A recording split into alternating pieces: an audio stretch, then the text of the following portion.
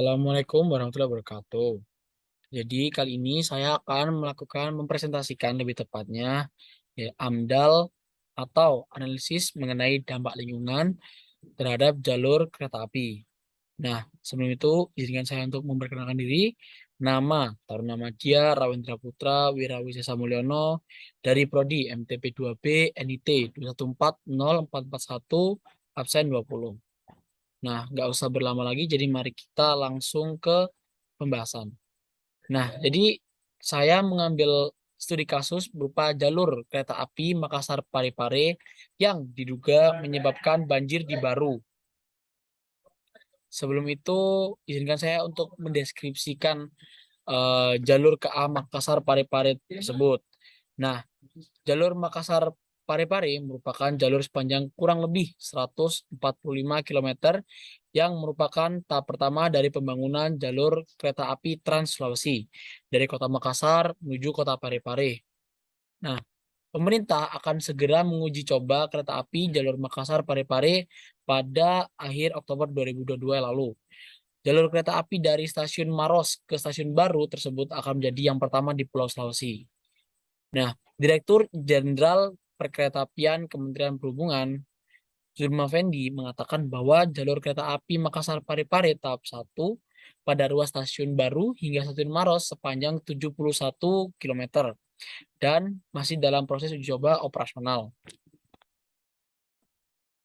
Nah, jalur kereta api Makassar Parepare memiliki banyak kendala. Nah, kendala tersebut berupa pada pembangunan proyek jalur kereta api Makassar Parepare ini menyebabkan masalah untuk Kota Baru sendiri, yaitu berupa banjir.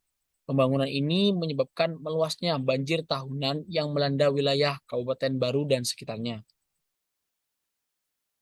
Nah, berikut merupakan gambar di lapangan jalur kereta api Makassar Parepare yang sedang terendam banjir. Nah, eh, ada kejadian pasti ada faktor penyebabnya. Faktor yang menyebabkan jalur kereta api Makassar Parepare terendam yaitu faktornya berupa satu, adanya saluran air yang sempit namun arus airnya yang besar. Yang kedua, ada juga saluran yang debit airnya kecil namun saluran airnya cukup besar. Yang ketiga yaitu berupa jalur underpass yang dibangun masih belum layak untuk digunakan. Nah, penanganan masalah yang dilakukan yang pertama adalah yang Direktur Jenderal Perkeretaapian Kementerian Perhubungan berkoordinasi dengan stakeholder untuk memperbanyak bukaan saluran air di sepanjang jalur.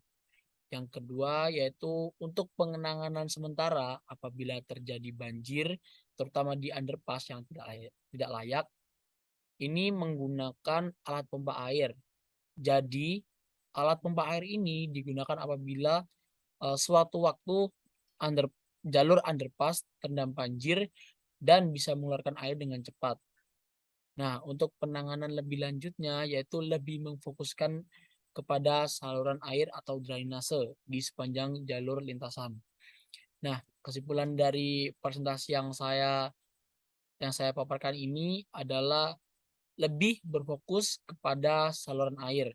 Jadi jalur lintasan kereta api Makassar Parepare ini eh, kekurangannya yaitu yang pertama underpass tidak layak, yang kedua yaitu saluran air atau drainase di sepanjang jalur lintasan yang harus diperhatikan lebih lanjut.